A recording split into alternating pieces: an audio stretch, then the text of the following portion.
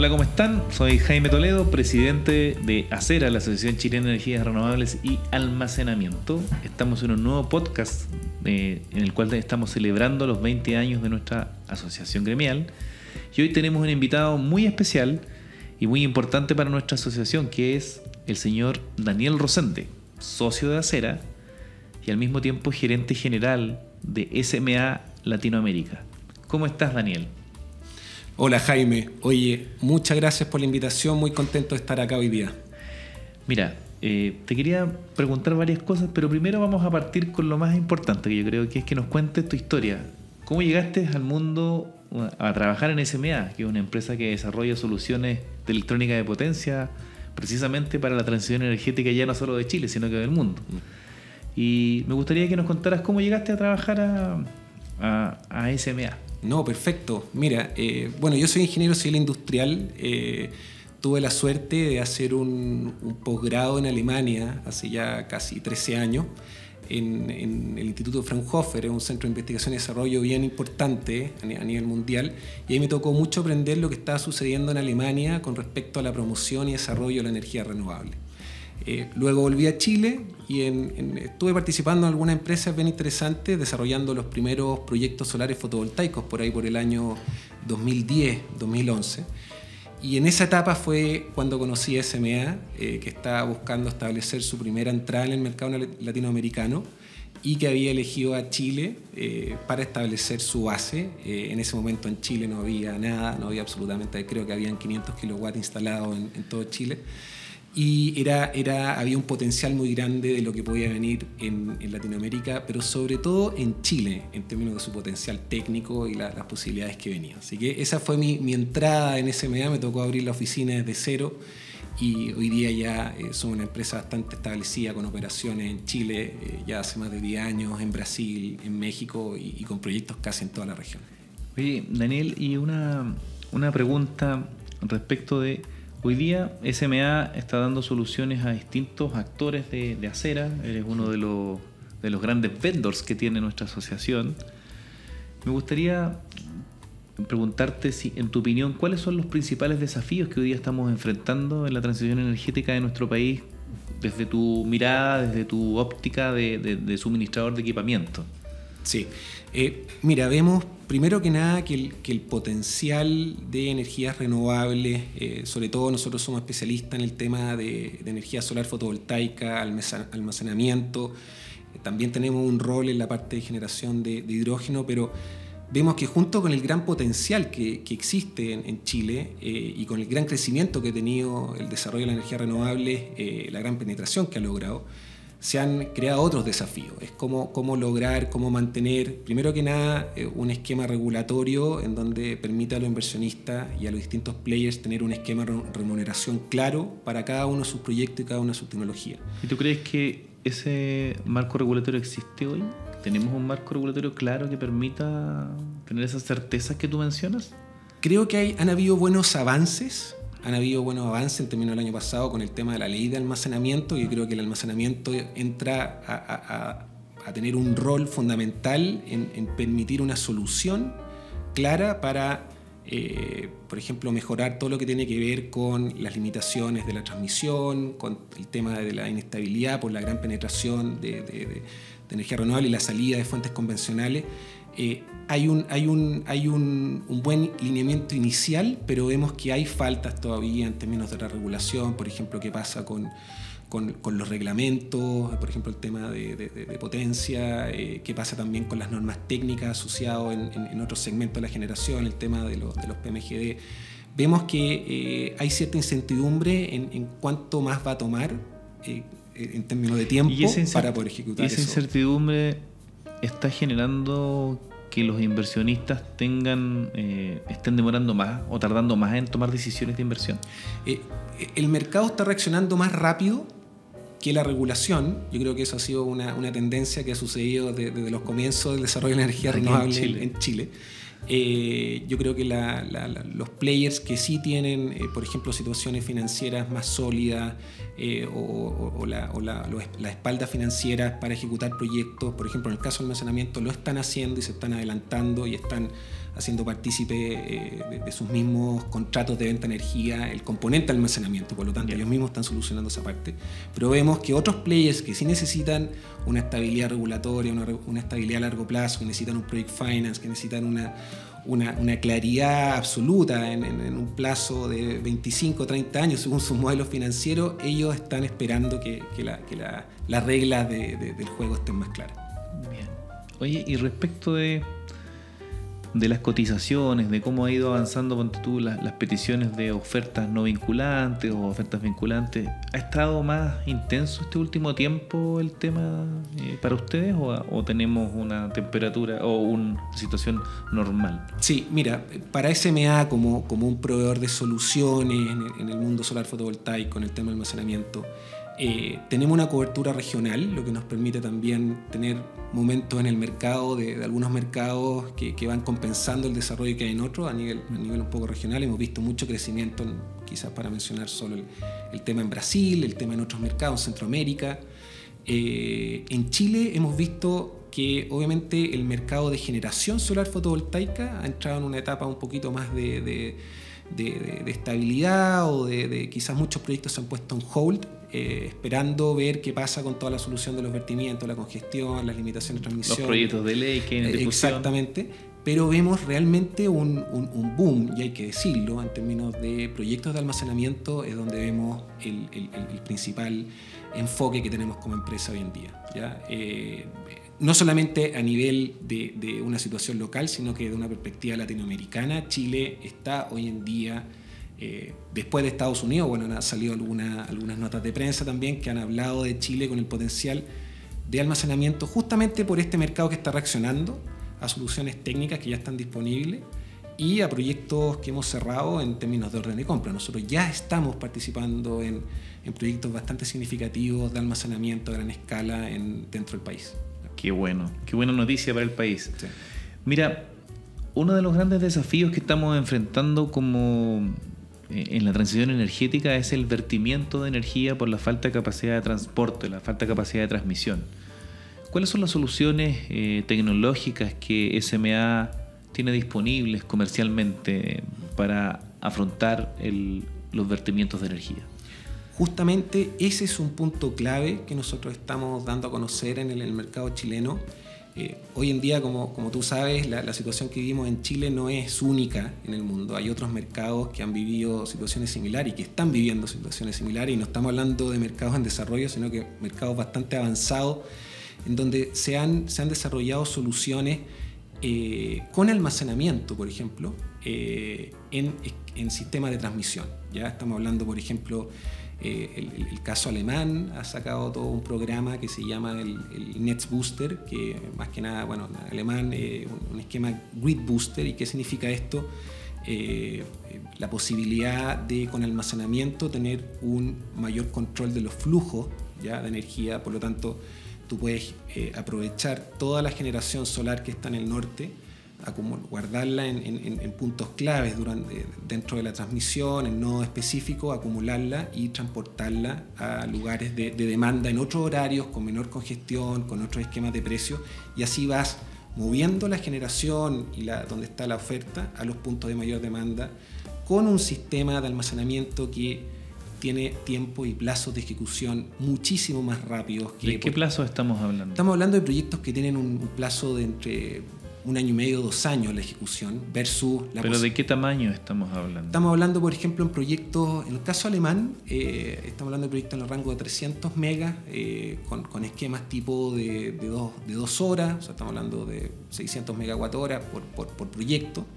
Estamos hablando también y sabemos, y el mercado ya lo sabe, el coordinador ha lanzado una licitación importante en términos de... Hay un proceso de evaluación hoy día, el proyecto de la transición energética. Claro, de Aguirre, Parínalo Aguirre. Ese es otro.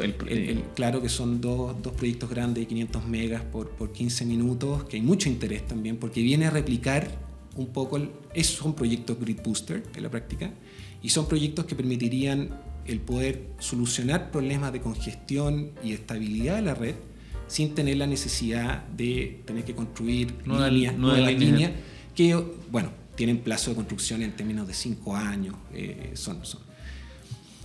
¿Qué otras soluciones, aparte de baterías, ustedes ofrecen al mercado para solucionar temas de congestión? A ver, lo que pasa es que nosotros lo que tenemos es la electrónica de potencia que controla las baterías. Ahí está el cerebro de la instalación, ¿ya? Nosotros somos famosos en el mundo por el suministro de inversores solares fotovoltaicos. Eso ha sido nuestro core, llevamos más de 40 años. Bueno, somos la empresa que inventó el inversor solar fotovoltaico en el mundo por allá a finales de los 70. Y toda esta tecnología se ha podido descubrir que tiene muchísimas aplicaciones, ¿no? Está el tema del manejo, obviamente nace como una posibilidad de controlar la energía que viene en los módulos, pero al mismo tiempo la misma o similar tecnología puede controlar y operar la inteligencia que maneja las baterías. En el tema del hidrógeno, por ejemplo, que es otra gran temática en Chile, tiene la posibilidad de suministrar energía con mejores características para el funcionamiento de los electrolizadores, por ejemplo, en corriente continua. Por lo tanto, la misma lógica de equipamiento podemos ofrecer en distintas etapas y en distintas aplicaciones dentro de la transición. Perfecto. En tu opinión particular, respecto a lo que está pasando en el mercado eléctrico hoy día, con algunos agentes que están dilatando sus decisiones de inversión en el mundo fotovoltaico, pero que algunos están también muy interesados en avanzar en el desarrollo de almacenamiento para darle un nuevo impulso a sus proyectos fotovoltaicos que están expuestos a muchísimas horas de vertimiento. ¿Ustedes tienen algún tipo de paquete o solución específica para los proyectos fotovoltaicos en operación, como soluciones de almacenamiento u otro tipo de desarrollos, hablando ya de temas que requiere la red, por ejemplo, de control de frecuencia, de inercia sintética, sí, de inversores grid forming? Cuéntame un poquito, sí, cuál es el estado del arte en la tecnología que ustedes podrían... Sí, SMA está marcando el liderazgo en términos de desarrollo tecnológico justamente en este tipo de proyectos con almacenamiento de tecnologías de electrónica potencia para este tipo de aplicaciones.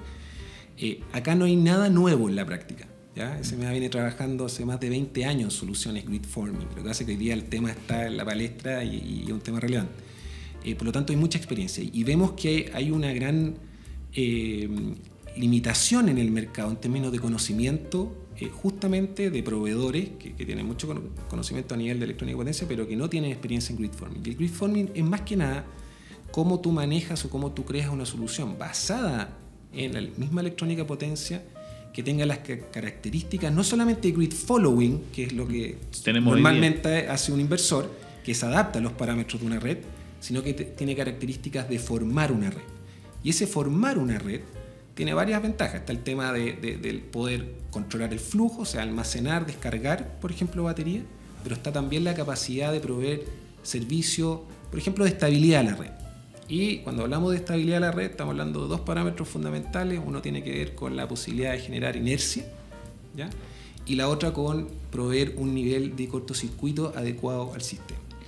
Y ese tema de la inercia, que es un gran tema y que mucho se habla, inercia sintética, inercia virtual, etc., es más que nada la capacidad que tiene un equipamiento de simular exactamente cómo funcionaría un generador, una máquina rotatoria, ¿ya? Y hoy día la tecnología permite simular eso. Y ahí está el gran. Lo que pasa es que ahí cuando entramos... ¿Cuánto más caro es un inversor grid forming respecto de un grid following? Es que el inversor en sí no es aún grid forming, sino que es la lógica que te permite operar con ciertos parámetros el almacenamiento para generar un grid forming, ¿ya? No es el inversor de por sí, ya una planta solar fotovoltaica que tenga la capacidad, sino que es el complemento de electrónica potencia más batería y una lógica de control que permita que haga esto. Exactamente.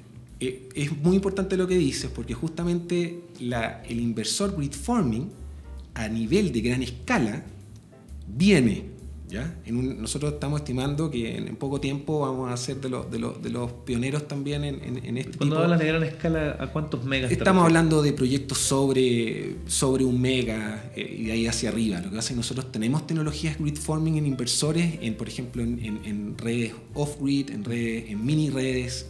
Eso existe y hace mucho tiempo. Hemos trabajado mucho, sobre todo en lugares específicos, en Latinoamérica mucho, en tema del Caribe, en situaciones aisladas, eso lo tenemos, ¿ya? Pero en términos de cuál es la solución hoy día, nosotros obviamente centrado en la electrónica potencia, el tipo de inversores de baterías que tiene una lógica de grid forming con almacenamiento, con parámetros que simulan una red convencional y te permiten tener una generación, un control por ejemplo, el tema del nivel de cortocircuito o la generación de inercia. Tiene que ver con la rapidez también de cómo operan estos sistemas. Normalmente, cuando tú comparas, y aquí quizá un comentario un poquito más técnico y con la intención de ojalá no aburrir a la audiencia, pero los inversores grid following y grid forming no se diferencian cuando ya estamos hablando de 5 segundos después de las necesidades de reacción que tiene el requerimiento de red. El grid forming se identifica en una situación de milisegundos, estamos hablando de menos de 100 milisegundos, tú puedes identificar cuando una tecnología realmente tiene capacidad de grid forming o no, que tiene la capacidad de reaccionar rápido a perturbaciones que pueda tener la red. Se inyecta energía a la red en menos de 100 milisegundos. Exactamente. Y eso es algo en donde la industria todavía no hay mucho conocimiento. Creo que somos probablemente el único proveedor que tiene ese tipo de alternativa. Hoy día todos los proyectos que se están dando a nivel de este tipo de proyectos de almacenamiento y sobre todo los relacionados a transmisión en Alemania, en UK con el programa Pathfinder, por ejemplo, en Australia, en Estados Unidos. Cuéntanos un poquito del programa Pathfinder.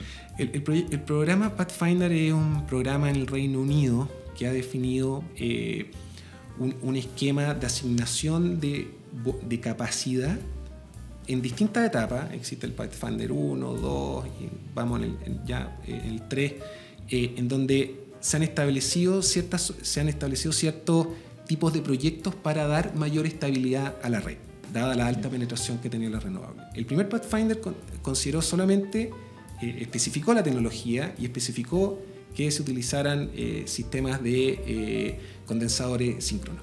¿Ya? Yeah. Por un poco como esa percepción de riesgo frente es muy parecido a lo que está haciendo el coordinador hoy día en Chile, licitando condensadores síncronos. O sea, es como un Pathfinder 1, pero en Latinoamérica. Es bastante similar. Yeah. Y después vino el segundo Pathfinder, que se abrió a justamente tener la posibilidad de tecnológicamente no tener una posición muy clara, y ahí lo que pasó fue que mitad de los proyectos se propusieron y se adjudicaron con condensadores síncronos y la otra mitad con tecnología de almacenamiento tipo BESS, ¿ya? Yeah. Battery Storage Systems.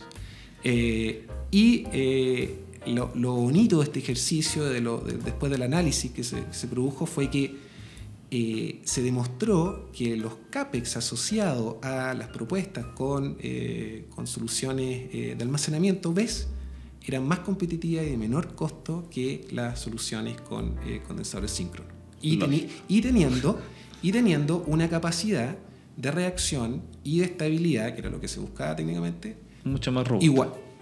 Semejante. O sea, que no interrumpía o no tenía otro tipo de parámetro o no se diferenciaba técnicamente de ambas soluciones. Y eso ha sido un hito. Hoy día, obviamente, el Pathfinder tiene, quizás también hay que analizar, el mensaje es, estamos en una situación de transición energética con muchísimas urgencias, tenemos que ir rápidamente a entender todo lo que han sido estos programas en el mundo, y si bien no han sido perfectos, porque están todos en una situación de prueba-error, han habido cosas que son bien interesantes, que son, por ejemplo, dar la tranquilidad a los inversionistas sobre cuál es el esquema de remuneración que tiene ese proyecto, cómo hacer todo lo que tiene que ver con el famoso revenue stacking de las distintas opciones de servicios complementarios que tú puedes ir agregando a una misma instalación, ¿ya? Y que sea también future proof, o sea, que sea un proyecto que te permita, con cambios regulatorios a futuro, ir adaptándose en su esquema de remuneración. Entonces, lo que se desprende de lo que me comentas es la falta de certezas respecto de los ingresos futuros que podrían tener este tipo de soluciones que dan estabilidad a la red, y si lo hacemos con electrónica de potencia. es eso. Nosotros un poco la aprehensión que vemos de nuestros clientes tiene que ver con eso. Hay mucho interés, casi todos los desarrolladores solares fotovoltaicos, incluso ahora, bueno, también obviamente nos hemos acercado mucho a muchos desarrolladores eólicos justamente por el tema de la necesidad de almacenamiento que tenemos como opción. Antes éramos una empresa muy enfocada en términos de solar, hoy día somos una empresa más transversal en ese sentido. Es que si bien están en lo técnico y las soluciones existen, están disponibles, técnicamente son factibles, pero hay mucha incertidumbre en cómo van a operar y cómo va a ser el modelo financiero en el mediano a largo plazo. Y eso tanto de las soluciones de electrónica de potencia para dar más robustez a la red, para dar estabilidad, como también el almacenamiento. Exactamente, ambos. ¿Ya? Pero hay incertidumbre a nivel de cómo van a ser los pagos asociados a esos proyectos. ¿Cómo se van a remunerar esas inversiones en el mediano y largo plazo? Exactamente, eso. Muy bien, a mí me llama mucho la atención que teniendo vertimientos tan elevados en nuestra red, o sea, hoy día estamos vertiendo del orden de 600, el consumo anual de 600.000 hogares lo hemos vertido, o sea, no hemos aprovechado esa energía entre enero y septiembre. La energía que consumen 600.000 hogares en un año. Imagínate. Y viene la parte más inclinada, por así decirlo, del desafío del vertimiento, que es el último trimestre del año, octubre, noviembre y diciembre, que son los meses donde hay mayor radiación solar, hay mayor generación eólica, hay deshielos. Por lo tanto, la coincidencia de estos tres recursos naturales para producir energía eléctrica va a producir mucho más vertimiento y probablemente vamos a tener más de 2 veces el vertimiento que tuvimos el año pasado. Lo que nos obligaría a tener soluciones como las que tú estás planteando, que ya entiendo que existen. Entiendo de lo que tú me cuentas, que lo único que falta son las certezas regulatorias de cómo se van a pagar esas inversiones. Estoy en lo correcto, ¿no? Es exactamente eso. Las tecnologías están probadas, están validadas, existe conocimiento, existen las capacidades locales incluso, ¿ya? Y necesitamos con urgencia un marco regulatorio estable para que las inversiones se ejecuten. Y te puedo asegurar que hay muchísimos proyectos en una etapa, pero que solamente necesita eso para proceder a la ejecución de los proyectos. Y un poco un absurdo lo que está sucediendo en términos de vertimiento en una situación de transición energética y con todas las urgencias que tenemos como sociedad en términos de lograr una matriz más limpia y con menos emisiones. Exactamente. Bueno, Daniel, nos pilló el tiempo. Te quiero dar las gracias por esta oportunidad. Muy interesante todos los desarrollos tecnológicos. Me parece fantástico lo que nos contaste respecto de lo que se hizo en otros países. Y hay experiencias que podemos replicar. Hay tecnología que existe y lo único que nos falta es ponernos al día con la regulación para que estas inversiones se puedan costear y podamos desarrollar y evitar el vertimiento de energía que hoy día tenemos en la red. Muchísimas gracias por acompañarnos. No sé si quieres decir un último mensaje, un último saludo a nuestros asociados de Acera. Solamente no quiero perder la oportunidad de agradecer a Acera y felicitar a Acera por sus 20 años. Hemos sido socios, yo creo que de algunos de los pioneros y cada vez estamos más contentos de poder participar cada año y contribuir a este desafío que tenemos todos juntos. Pero muchas felicitaciones a Acera y a todo el equipo. Muchísimas gracias y bueno, para todos los socios de Acera vamos a seguir haciendo este tipo de podcast, van a venir muchos más invitados y muchas gracias a Daniel por acompañarnos hoy día. Muchísimas gracias. Muchas gracias también.